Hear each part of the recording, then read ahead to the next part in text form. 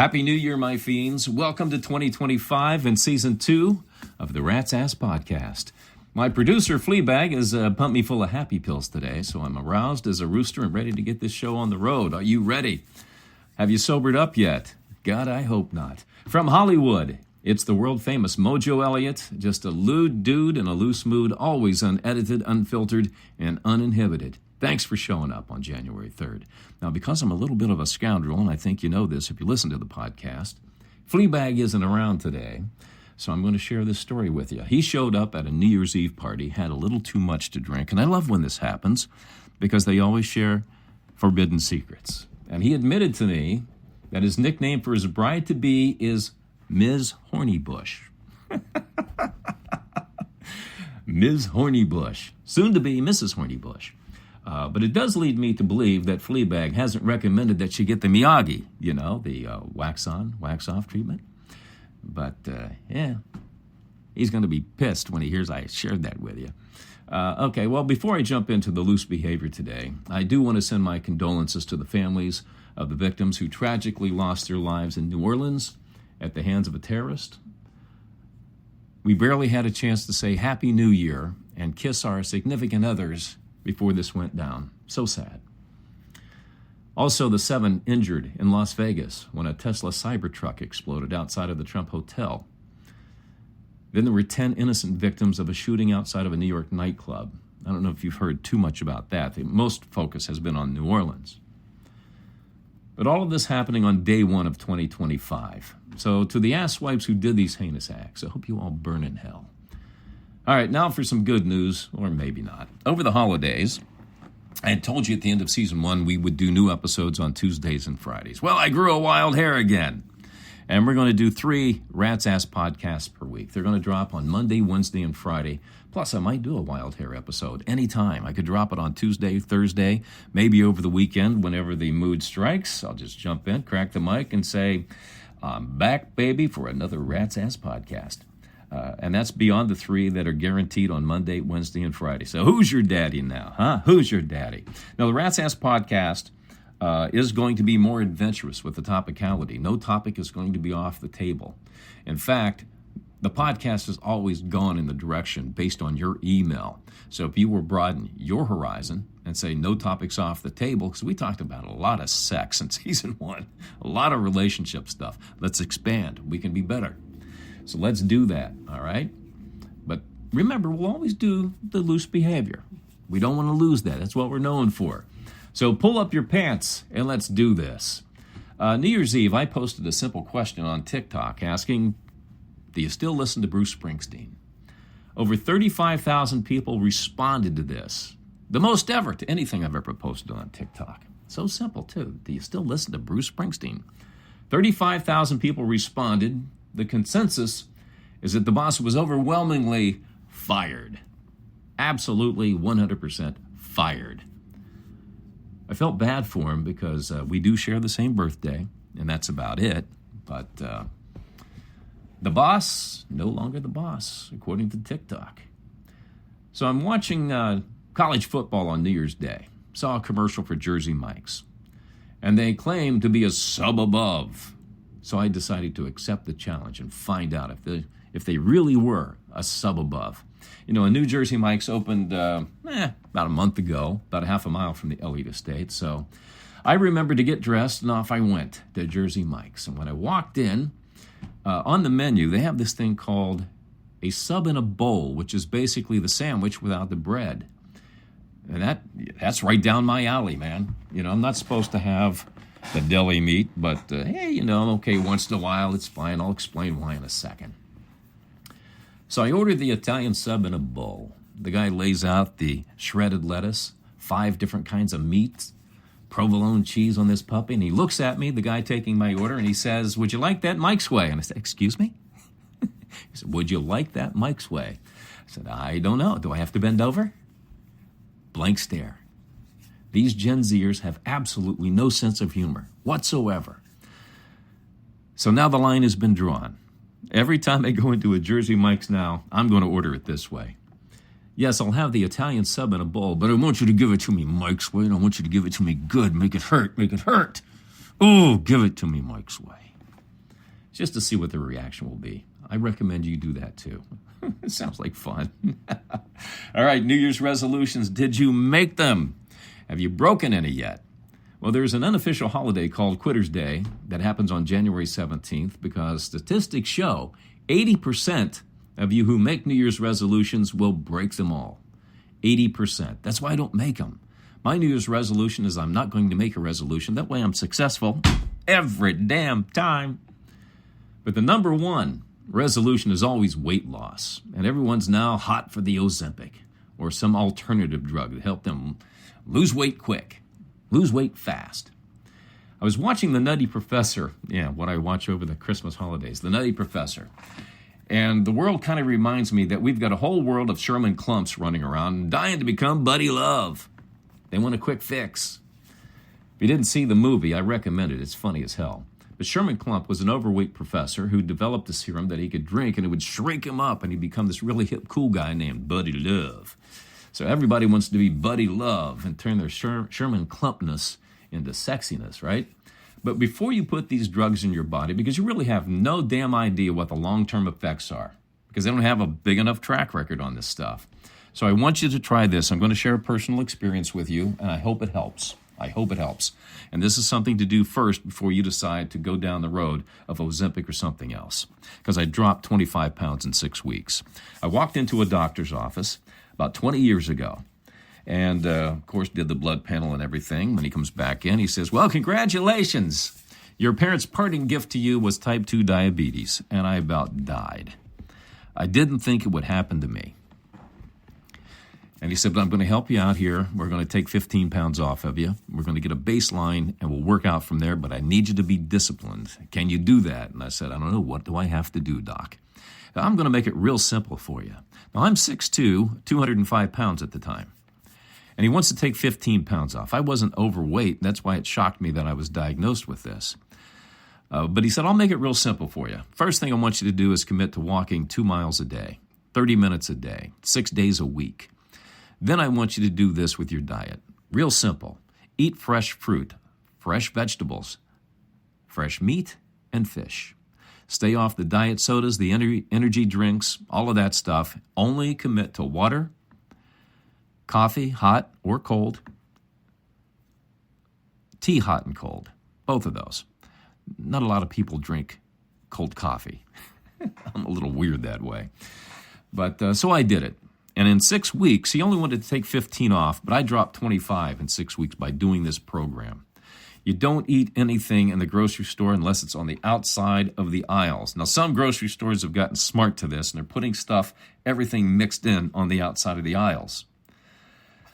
But it really worked, and I hope that you would try this before you try the Ozempic or the other diet drugs, the alternatives that are out there. But if it comes in a bag, if it comes in a can, if it's frozen, stay away from it. Anything white like rice, pasta, bread, stay away from it. You don't need it. But do this program for 6 weeks and see where you're at. It may not drop 25. You may only drop 5 or 10. Everybody's different.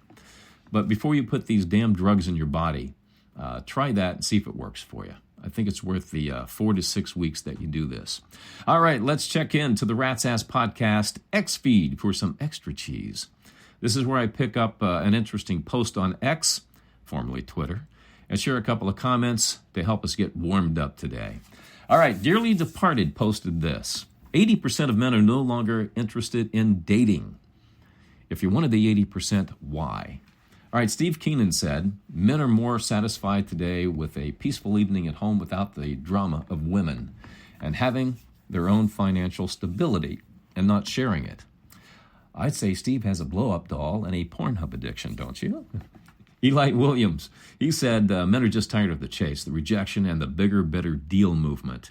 Eli, the bigger, better deal has always been around, okay? No doubt about it. It goes on. So you can be a lonely man, or you can get out there and play the bigger, better deal. In fact, I would say become the bigger, better deal, dude. Jonathan Dees said, men aren't interested in the used girl market anymore. They have high expectations and offer little in return. You know, with those attitudes, guys, I got to tell you, 80% of the men, if they have these kinds of issues, it just means there's more ladies out there for the 20% of men who don't give a rat's ass. All right, let's grab a slice of Hollywood extra cheese here. Congratulations to Brad Pitt and Angelina Jolie. After an 8-year court battle in a community property state, they are officially divorced. I don't know how in the hell you get 8 years in a community property state. I mean, most people just walk into a mediator and say, yeah, we want a divorce, and we don't want to pay lawyers, so just split our stuff equally down the middle fairly. They didn't do this. So I guarantee you there are a lot of Hollywood lawyers right now driving around in brand new Bentleys and loving it. Kansas City Chiefs quarterback Pat Mahomes' wife Brittany is set to pop out baby number 3 any day now. So we're looking at a January birth, right? If we do the math backwards, that means, if I'm doing this in my head right now, we know what they were doing last April. They were doing the who's your daddy, who's your daddy, who's your daddy. And now Pat's going to be a daddy. Right before spring football, we know what they were up to. All right, guess who's back on Instagram after a 5-year hiatus? Meghan Markle, the wife of Prince Harry. She started on the TV show Suits. Actually, she's pretty good in Suits, by the way. But apparently she hasn't heard of TikTok. Instagram's kind of old news. Kind of like Meghan. Newly elected president of the United States of America, Donald Trump, threw his annual New Year's Eve bash at Mar-a-Lago. Mar-a-Lago? Is it Mar-a-Lago? Mar-a-Lago? Something like that. It's Mar-something in Florida. It was packed to the gills with the rich and famous, and they had a good time. Guess who wasn't invited? Joe Biden. He actually spent it at home in Delaware watching Dick Clark's Rockin' Eve, and he was overheard saying, you know, that Dick Clark never ages? He's starting to look just like Ryan Seacrest. Not a joke.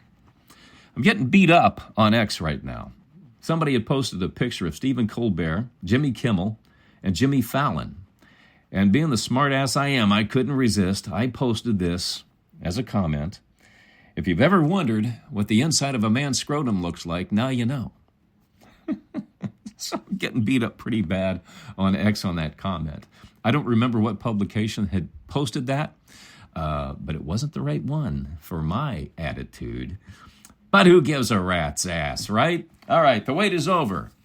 Here's what you come for. The Rat's Ass Podcast email from our Gmail. This is where you email your comments, questions, thoughts, and observations to me, to ratsasspodcast@gmail.com, and I respond. The more outrageous and salacious, the better. And remember, no topic is off the table. I do not read your email in advance. My producer, Fleabag, forwards me your name, where you're from, and rewrites them so I can respond rapid fire and on the fly. I'm always going to bring my fly into this. All right, John Z. from Rockford, Illinois. Rockford says, let's kick off the new year. Tell us the most funniest movie line of all time. Oh, God, John, there's tons. There's so many movie lines. I mean, I could go through my mental Rolodex and come up with at least 2. I could do a hell of a lot more than that. But, okay, I'll give you the first one that pops at the top of my... I'm stalling for time so I can think of one. All right, but the first one that pops into my head, vacation film, the first one in 1983. Audrey and Cousin Vicky are on the teeter-totter.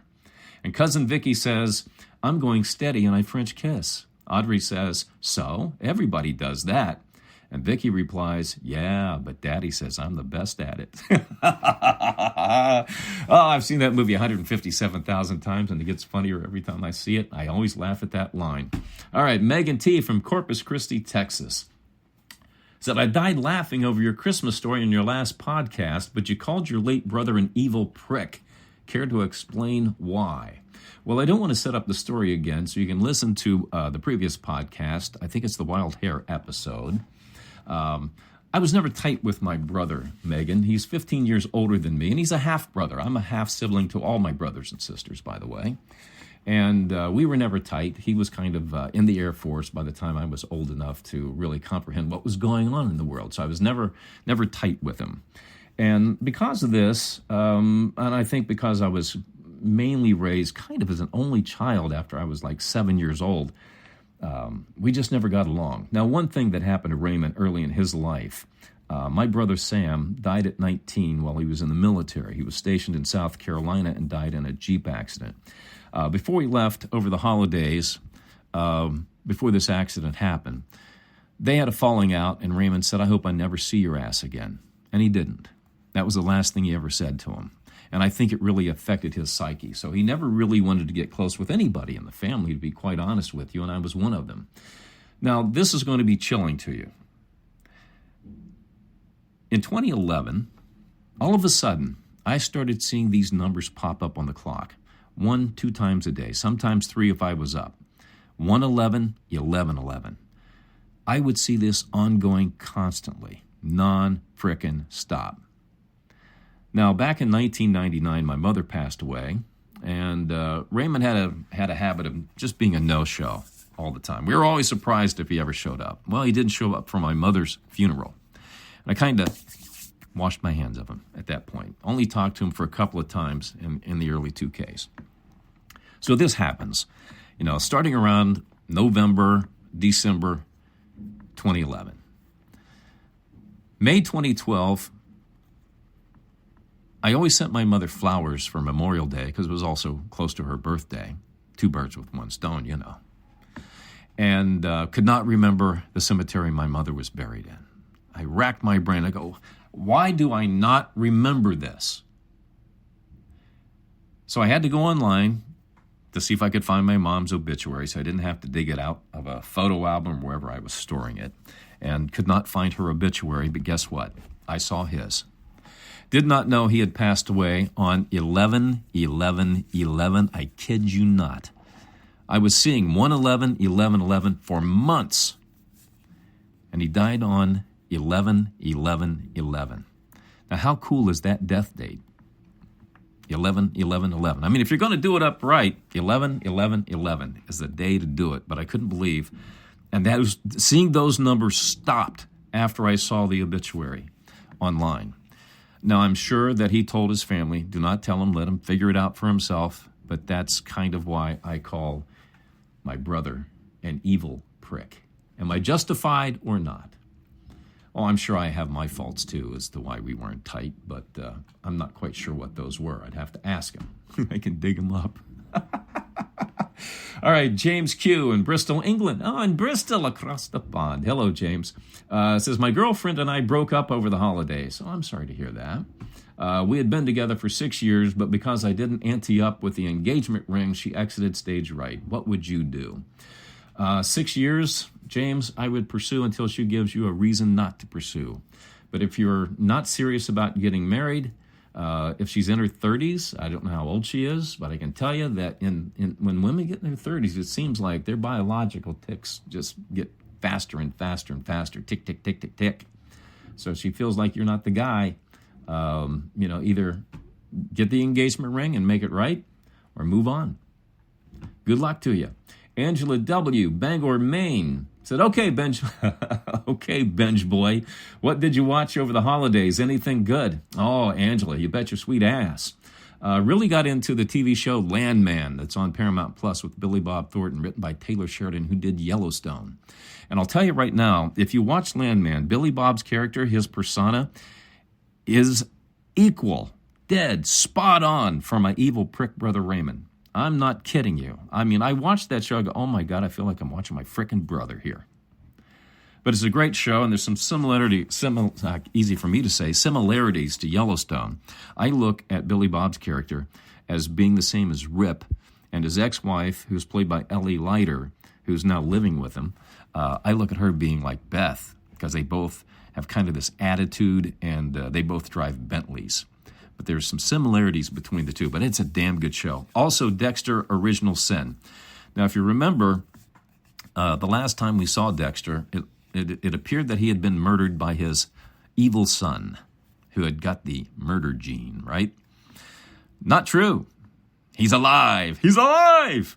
Dexter is alive, but in a coma.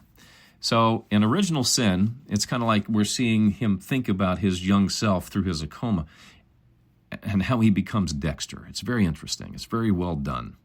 And the characters in Original Sin will remind you of the original characters. They're just a lot younger from the original Dexter series. So you won't be disappointed by this. But this is all leading to Dexter Resurrection.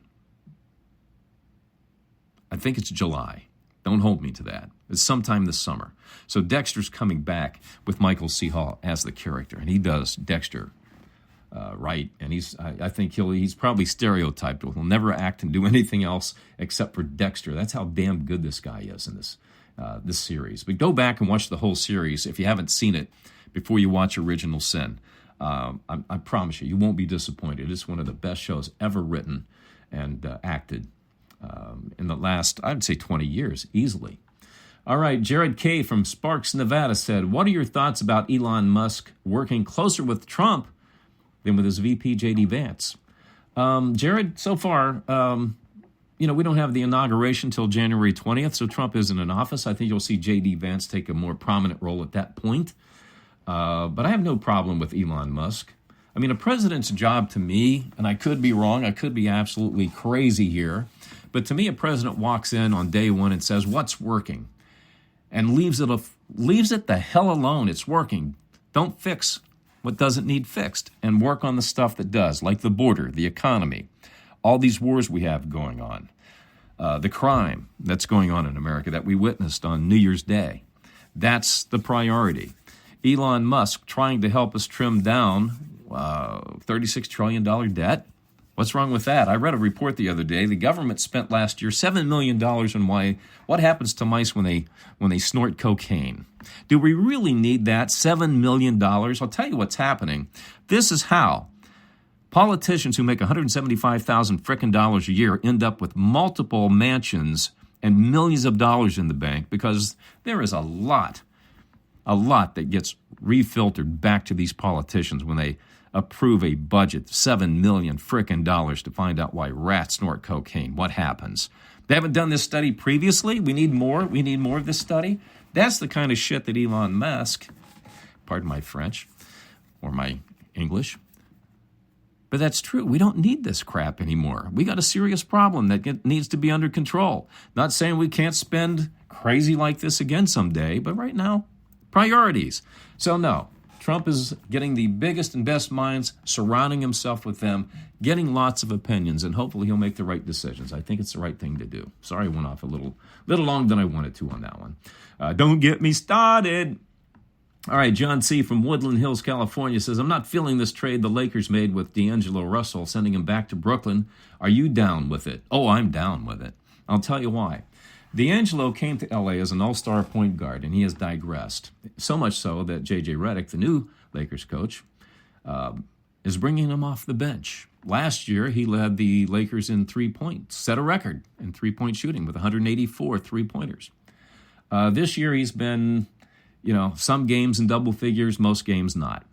So, you always want a trade that works out for both teams. So by sending him back to Brooklyn, maybe he'll find his all-star caliber ability, but he's also playing with his high school teammate, Ben Simmons.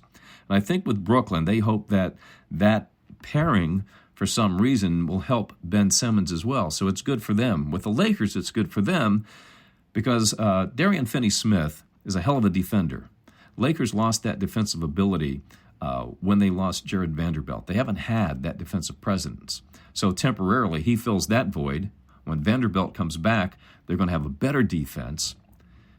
And then they also picked up Shake Milton. And Milton is a better point guard / shooting guard than Gabe Vincent.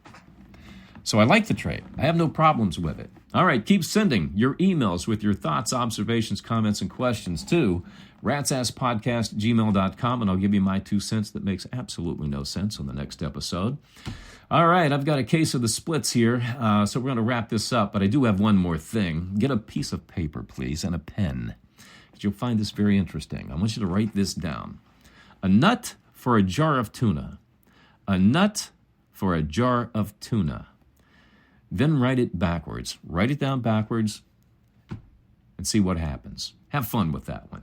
All right, shout-outs to folks listening in Flagstaff, Arizona, Gulf Shores, Alabama, and in Naples, Florida. Globally, to Toulouse, France, St. John, Canada, and Hamburg, Germany. And wherever you listen to the Rat's Ass Podcast, thanks to the ears. Thanks for your ears, I should say. And that's it for this episode. The conversation continues on X. You'll find us on TikTok, Instagram, and Facebook, where you can link to the Rat's Ass Podcast blog, which is kind of an extension to the podcast. You can search for Rat's Ass Podcast on all of those platforms. We'll do this again on Monday, January 6th. Have a great weekend, the first one of the new year. Take care of each other, and thanks for dropping by the Rat's Ass Podcast.